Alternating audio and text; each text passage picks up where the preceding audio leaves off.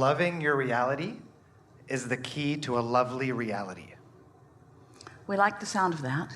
We can clarify it ever so slightly by adding these words: being a deliberate selective sifter. Because there are things in your reality that are not lovable, and don't try to force yourself to love what you don't feel natural love for.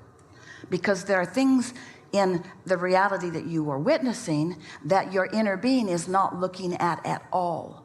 So when you look at those things, you take yourself from the stream of who you really are. So we would clarify or qualify it in this way: want to love your reality, and therefore decide to be a selective sifter, and therefore choose what you focus upon by the way it feels. And when you hone in on something that feels good, milk it. Stay focused on it and let the momentum become more. And that creates a lovely reality. And don't demand every moment of your reality be lovely. Let some of it be clarifying. Let some of it launch some rockets. Just remember that when you're focused upon what you do not want, and let's say for whatever reason there's some momentum going, and so you've got a pretty good head of steam up on something that you do not want, simultaneously there is an equivalent wanted wave on the other side of that vibration, a vortexual becoming that is happening because this focus has caused you to focus it into being, even though in the moment of your knowing what you do not want, you're not capable of knowing what you do want at the same time, but you're creating it just the same, and the inner being part of you is knowing it just the same, and will hold the vibrational stance of it. And at a moment in time when you are less resistant, you will then catch the glimpse of that, and that will be a satisfying moment. And you know what's really delicious? When you catch that satisfying glimpse and you take credit for what put it into being. That's what step 5 is. Step 5 is being back in step 1, where you're knowing what you don't want, and having the knowledge that you're creating something new, and having the ability to use your selective sifting ability to focus in the direction of the desired part of the wave rather than the not desired part of the wave. Oh, it's so good.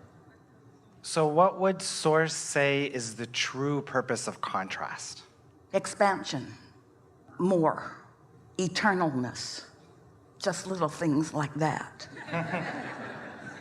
Existence, continuing to be, potential for joy, the leading edge, the becoming who I really am. There's more. So in the face of contrast, is it always about focusing away from the contrast or allowing the contrast to cause self-reflection? Well, you can do either. Because you're human, you like the drama of the contrast. But you really don't have to focus yourself into the contrast because, oh, we've not said this before. Thank you so much for bringing it into the forum. Your desire for expansion is what has created the contrast to begin with, because it's the first step in the new understanding. What about that? In other words, my desire to become, and my desire to expand, and my desire for new causes me to attract clarification from experience. Esther's daughter said something so profound the other day to a group of people. She was talking about being with one of her children and wanting to say to them, in wanting to soothe them about a new contrasting experience that they were living, and a little embarrassed about their failure in it. And she said to them, hey, you know, this is the first time I've been the mother of a 5-year-old. This is the first time I've been the mother of a 6-year-old. This is the first time I've been the mother of a 7-year-old. In other words, you've got to allow yourself these first-time experiences, these first-time exposures to these clarifying, rocket-launching, becoming, and continuing to be the eternal being that you are being. Yes? What would you think of renaming the word contrast to fertilizer?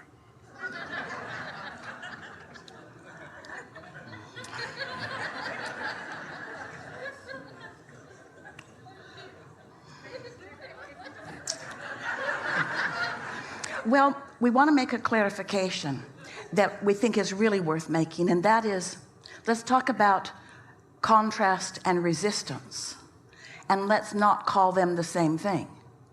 Let's call contrast the productive launch, and fertilizer is sort of that too. It's shining an intensity on something already established, so it applies, certainly. But let's make a very clear distinction between contrast, which is so valuable, and resistance, which is not necessary and slows things down. So contrast may not be optional, but the resistance is. Well said. But at the same time, we wouldn't be hard on ourselves about resistance, because after all, this may be the first time you've been the mother of a 5-year-old. You got to give yourself a break. That's like asking yourself to do anything and to get it just the way you want it the first crack out of the box. But that's attachment too, right? That's what? Being attached to outcome, which we also want to avoid. Well, we wouldn't get too heavy on that, because manifestation's a real thing, and manifestation is the outcome of the way you're flowing energy. It's the follow through. It's the follow through. And so you're not ever going to hear us say, don't be excited about manifestation, because manifestation is the evidence of a consistent alignment or direction of thought. But the reason people say that, and we understand, we said it already today. We said there's a difference between finding alignment, which then produces the evidence, and needing the evidence to produce the alignment. So if someone says, don't get attached to the outcome, they must surely be meaning, don't need the outcome to hook you up, get hooked up, and let the outcome then show you that you're hooked up, in case you're not aware by the ecstasy you're feeling.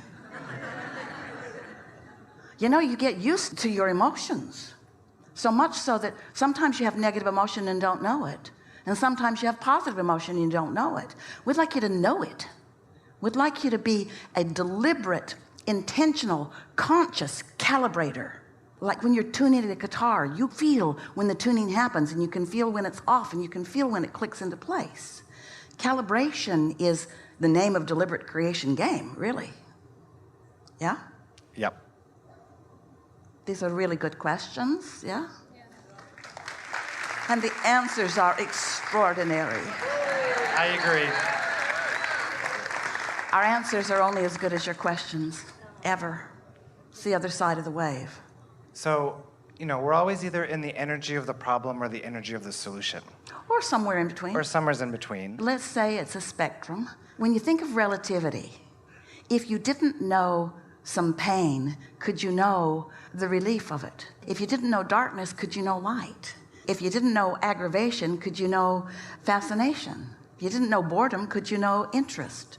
And so let's let it all be there, and let's call it all important and delicious to the deliberate calibration of thought. I love that. So good. Yeah. And so those people who bug you the most, bless their hearts. Bless their hearts, because they're responsible for the majority of your expansion. Pick one, the one that gives you the most grief, and give them so much love and appreciation, and tell them, I am who I am because of you. You aggravated me into my exaltation. Enough? Enough, yes, thank you. Really good. Really good.